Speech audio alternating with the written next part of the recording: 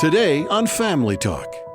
Well, welcome everyone to this Friday edition of Family Talk. I'm Dr. James Dobson, and today's program, like all the others that we air, are produced by James Dobson Family Institute.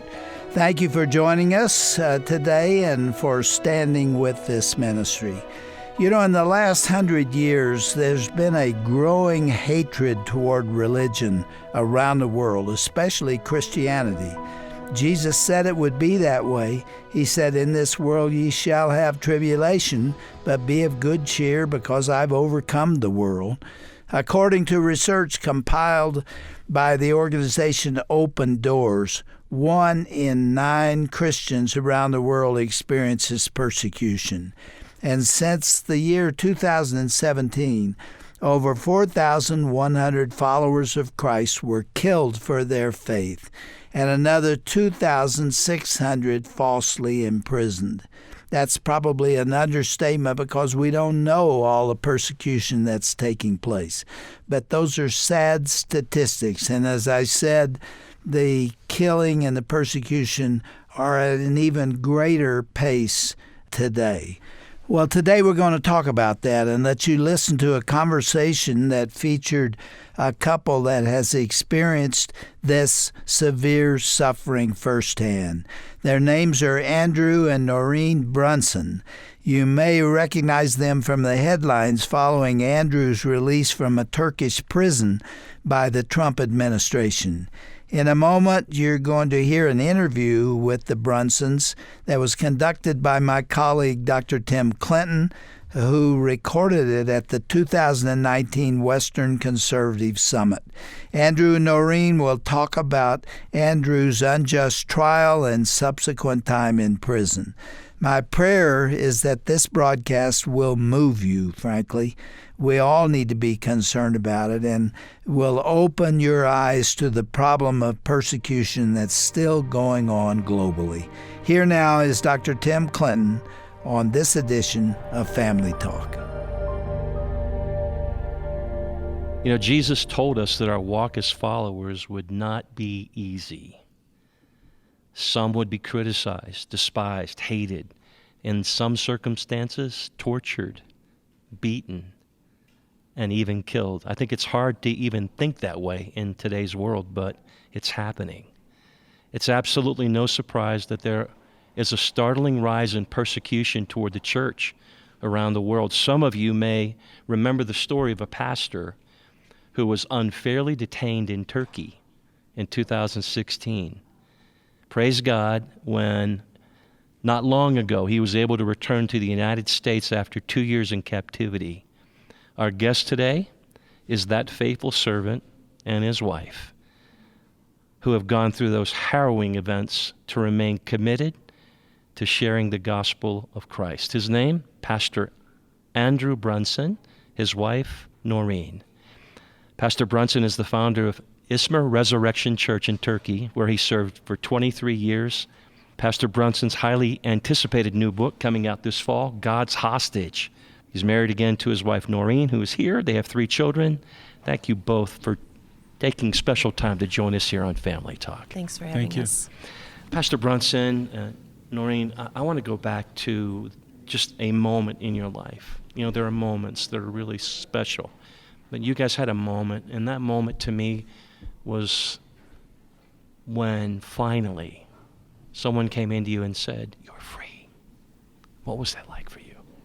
Actually, it was the end of an hour of hell, because I was in the courtroom and things had moved very quickly towards convicting me, which we had not expected at that point. And so we realized that I was going to be convicted. The judges were going to pass sentence on me, and I didn't know. Which could have meant what? We didn't know exactly how many years in prison they'd give me, but it would be certainly sending me back to prison is what I expected. This was sudden, unexpected. Our lawyer had assured us that trials in Turkey often take several years. He said, "We're just not at that point. We haven't been able to present a defense or anything like that. And so there's no way that they will, convict you and send you to prison today." But they moved very quickly. They didn't allow us to make a defense, to present a defense. And so I'm standing before the judge, and I hear him saying, Andrew Brunson is basically guilty of supporting terrorist groups. Horrifying. And I started thinking, am I going to get to go back to the same cell I was in before and the maximum security prison I was in? Or are they going to put me in a completely new place with new people? How is this going to work? How am I going to survive this emotionally, spiritually? And then I kind of came back when someone's saying, you're free. I said, what? Wow. Free to what? And my lawyer said, you have been convicted. They've given you a sentence, but then they've said they will release you with time served while you appeal. And they've lifted your travel ban so you can leave the country. Norine, what was it like for you? Actually, just to back up a little bit, he had been on house arrest and coming up to this fourth trial. And I was in prison for quite a while, 22 months, and then they let me out on house arrest. In Turkey? Yes. In Turkey. This was after President Trump really pushed hard. And then they put me on house arrest while they continued my trial. So for the last 2.5 months, I was under house arrest. which was a great improvement, but was not enough. In addition to that, there were people calling for him to be sent back to prison. So the day before he went to his last trial, he actually had 2 bags packed. One just in case he were released, and one to go back to prison. It was his prison bag. So that's the tension that we were living with. We really did not know what would happen on that day in October. The morning was going well. One of the major witnesses against him, false witnesses, the case was crumbling, so things were going legally, on the legal side, in a good direction. Came back after lunch, and as he said, all of a sudden, it's clear they're going to convict him here and now. And it's a very large courtroom. It's designed to, it's actually a basketball court, I believe, designed to convict a number of people, try a number of people at the same time. So I'm way behind him in the room, and I realized what's going on, and I thought, Lord, you have to hold his heart. Norine, I can't imagine I'm how he's feeling. assuming you were living in Turkey during Yes. this whole time? Yes. With your children? No, the children were in the States. So let me say, Norine was arrested with me. We were held together for 13 days without any contact with the outside world. So that was a scary time for us. But after that, she was released and I was detained. They kept me. A number of people recommended that she leave Turkey because there was always the risk that they could arrest her again and put her in prison. I can't imagine. Yeah, but she stayed there because she Alone. was the only person who could visit me, get permission to visit me. They allowed 1 visit a week for a short time, and she was the only person who could come in to visit me. So she stayed to support me and so that I wouldn't be alone. And this really saved me. But she was doing it at personal risk. So I say about Norine that she's a lioness. She really fought for me. I'm going to put in a few things there. I was not alone. We have a church there. We have believers there that surrounded me. So I was not alone. My mother-in-law came for a couple periods and stayed. And I think it was just, I said, Lord, I don't want to go against good advice, but unless you tell me very clearly, I need to stay for Andrew. So anyway, I was there in the courtroom, and this was, as we said, it was kind of an hour of hell where all of a sudden he's being convicted, and we just don't know how long. By this time, they had dropped the charges of, they were saying, attempt to overthrow the Parliament, the constitutional order, and the government. So those carried 3 aggravated life sentences. That was no longer in the picture. That's a life sentence in solitary confinement with no parole. Right, and Yeah. 3 of them. So they had dropped those at the time of when the indictment came out, and now we were down to talking about maximum of 35 years. Kind of like a life sentence. Like a life sentence. Support of terrorism organizations and military espionage. You know, it almost makes me want to throw up just listening. You hear what I'm saying? You are a learned man. You got a PhD from University of Aberdeen and more. Turkey. We're talking about high-risk missionary work, Middle East, war, and more. How did you guys wind up getting called there? We were asked by our denomination to go there, and so we did. We didn't really want to go, but after a few years there, God really put it on our hearts, and we're so glad. We have no regrets, even after what we've gone through. We have no regrets. Turkey is the largest unevangelized country in the world, so that's a place where people need to share the gospel, and that's what we went for. Norine, what were you thinking when it was obvious you guys were going to Turkey? Yeah, I cried on the plane on the way over because I knew I didn't want to go. I knew my life was done. But really, that's just because we were wanting to go to Egypt and learn Arabic. So we had been asked to go to Turkey, and this was not in our hearts. But it was completely from the Lord, and we have no regrets that we Tell went. us about the work that God did while you were there. Yeah, so I wanted to be a teacher. That's why I did graduate work and got ready for that. But we were thrust into a church plant, and then I realized that this is really what God intended us to be there for. We discovered something that we didn't know about ourselves. And so we were involved in 5 or 6 different church plants over the years, and starting a house of prayer. And when the war in Syria heated up, and especially when ISIS attacked the Kurds, then they just came over en masse into Turkey. And so we saw this as an opportunity to reach people who had basically been unreachable before. It was a closed access country, Syria. And so now they'd come into Turkey where we had access to them. So we had a team working on the border, and also in our own city of Izmir, which was the jumping off point for a lot of people who wanted to take rafts across or boats over to Greek islands.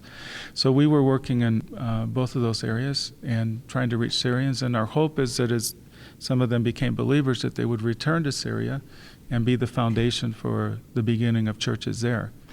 The story unfolding to the imprisonment. How did you wind up getting into sort of that quagmire of being challenged or sentenced for activities that made no sense? I mean, we obviously understand the tension between, say, Christianity and Islam and more, but what led up to this? How did it get there?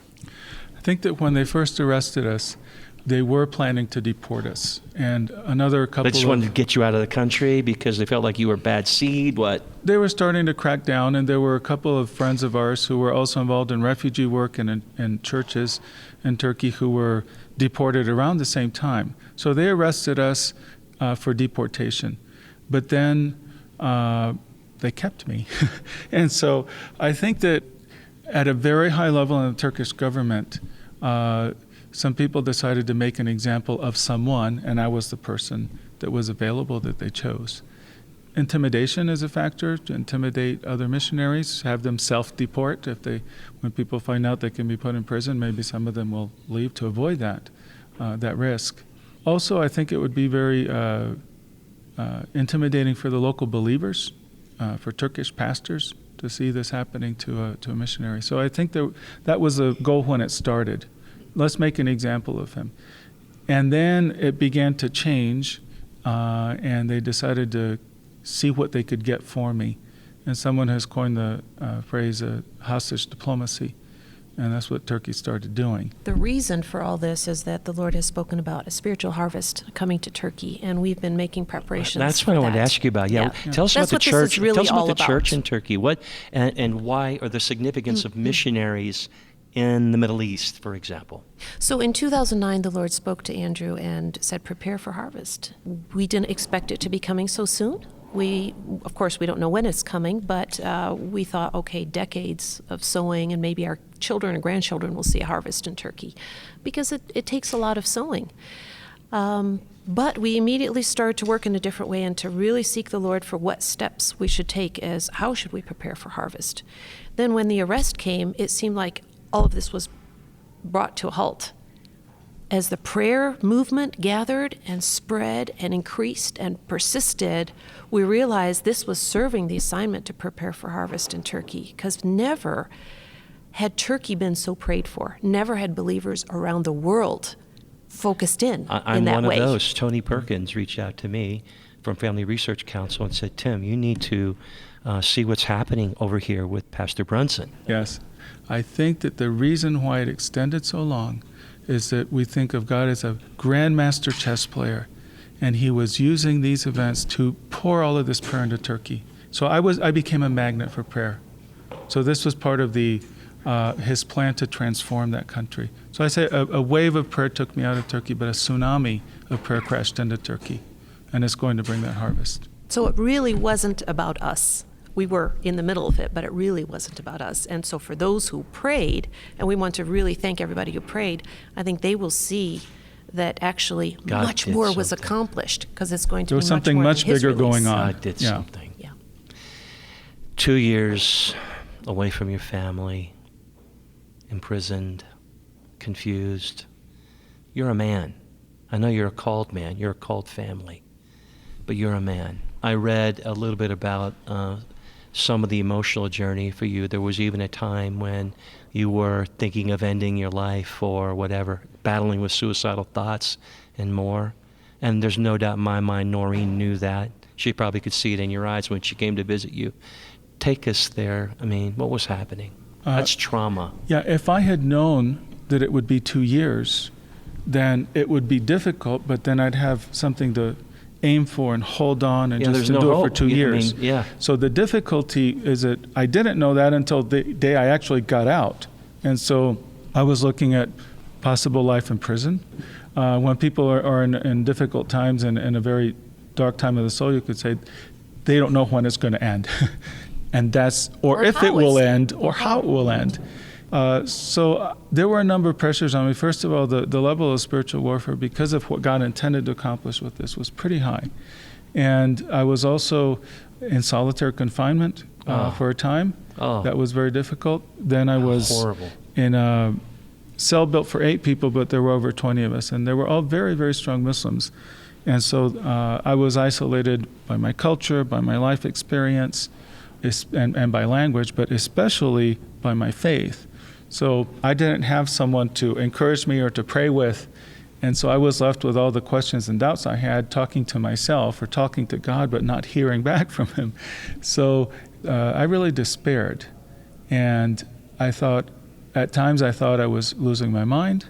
And at other times I thought, I don't know how I can endure this way. I'm very confused. I have a lot of questions, and no, I don't have anyone to ask them. I wondered, is it better? Jesus said, this is a very wrong way of thinking, but Jesus said, you know, if your eye is leading you into sin, then take it out. Better to go into heaven with just one eye than to go into hell. So I was thinking, wouldn't it be better for me to end my life rather than think of possibly going insane or losing my faith or falling off in some way because of the tremendous pressure I'm under and the environment that I'm in, which was like living in a mosque. And it was a very wrong way of thinking, but it made sense to me in the desperation I was in. How did you get through? I know prayer is really a centerpiece here. You also wrote a song. I think you wrote these words, God is worthy of my all. Tell us. Yeah, so I was transferred to a maximum security prison at a very low point where I'd been suicidal. And I read about, somebody said you go into a valley of testing, and we assume that we'll just come out of it eventually and victorious. But there are a lot of skeletons, a lot of dry bones in the valley of testing. And this is believers who have not passed their tests, who failed in their test. And this really hit me.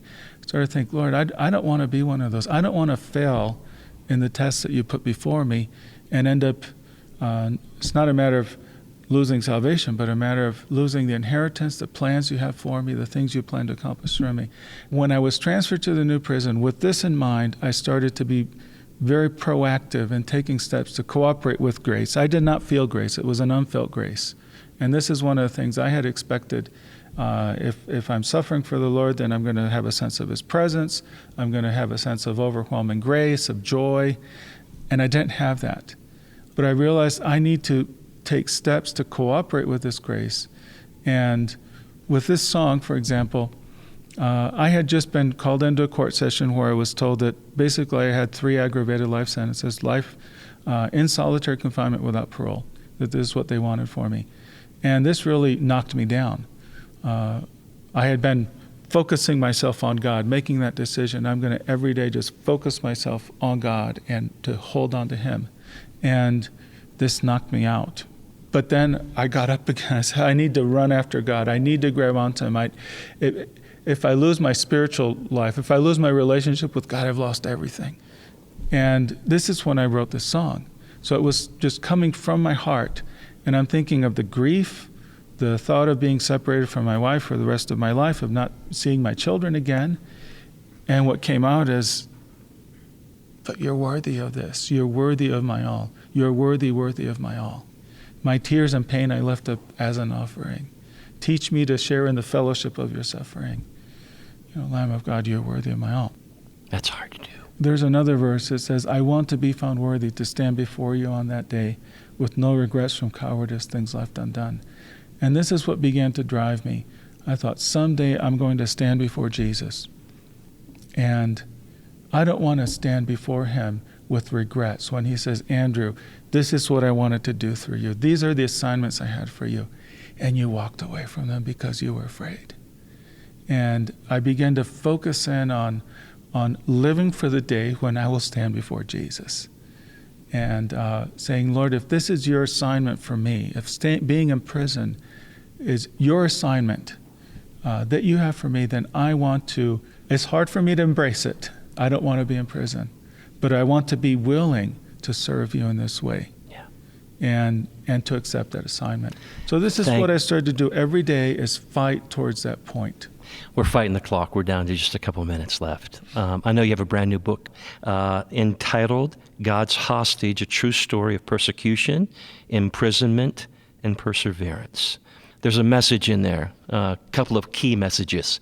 One, religious persecution is at an all-time high. This is serious. And we need to get this word out to Christians, believers all around the world, to pray for families who are serving, for individuals who just want to stand for Christ and who are going through horrific situations, conditions, hurt, pain, and more. And they need a message of hope. They need encouragement. What do you say to Christians listening all over our country right now to the broadcast? What do you want them to know about him and about this battle that's going on? One verse that it became my theme verse in prison was Isaiah 50:10. And basically, God is saying to Israel, who he's put into exile, he says, when you're in darkness, walking in darkness, then trust in the name of your God and lean on him. And he's the one who allowed them to be in that darkness, and he's the one who could rescue them, but he didn't. He left them in that time of darkness and said, lean on me, lean in on me. And so this is what I had to do. I didn't feel grace. I didn't sense God's presence.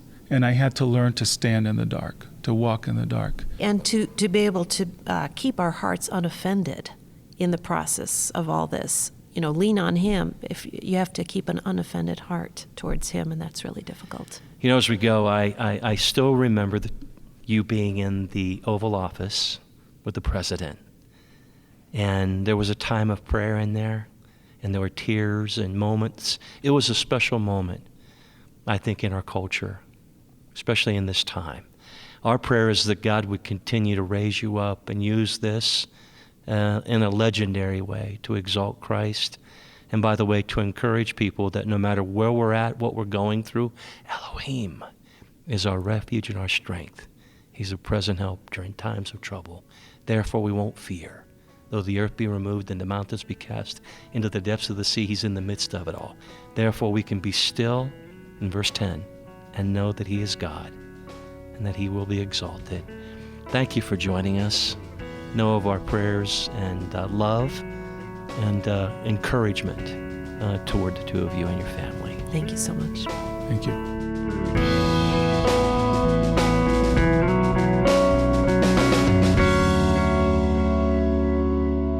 Well, what a powerful broadcast we have heard today here on Family Talk. I'm Roger Marsh, and you've been listening to Dr. Tim Clinton's conversation with Pastor Andrew Brunson and his wife, Norine. Our hope through this interview is that you would hear the reality of persecution of Christians worldwide. Many Christians around the world live in constant fear because of the hostile societies that surround them. You can join us in praying for persecuted believers, and also you can learn more about what you can do to help by visiting our broadcast page at drjamesdobson.org. Now, while you're there, you'll find information about Pastor Andrew Brunson and his recently released book called God's Hostage. That's drjamesdobson.org. Then click onto today's broadcast page. Keeping with the theme of today's broadcast, make sure you also get a copy of Dr. Dobson's most recent newsletter. Every month, Dr. Dobson pens his personal thoughts on issues facing believers. Here in the month of October, he dedicated his letter to the state of the persecuted church. It's a sobering and eye-opening letter that we want you to have, and we want to give it to you without any further financial obligation. So simply call us at 877-732-6825, and a member of our team will be happy to get your information and mail you this publication. Again, that toll-free number is 877-732-6825. Well, that's all the time we have for this week. Be sure to join us again on Monday to hear an impactful message from Pastor Greg Laurie. He's one of our more frequent guests, so you know he has something good to share. Be sure to join us again Monday and all of next week right here on Dr. James Dobson's Family Talk. This has been a presentation of the Dr. James Dobson Family Institute.